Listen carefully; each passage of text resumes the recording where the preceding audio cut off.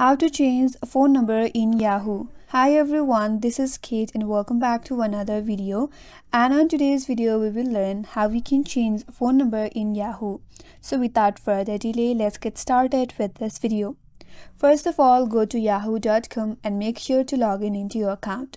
Once you're logged in, now navigate to your profile icon at the top right with the initial of your profile name. Here, again click on Manage Your Account button. Now under this page, again navigate to this menu bar right here and click on Security. Here scroll down a bit and under Security, you will have an option to add phone number right here under Recovery Phone Number. If you want to add new number, click on Add Phone Number. Then provide your phone number with your country code. Once done, click on Next.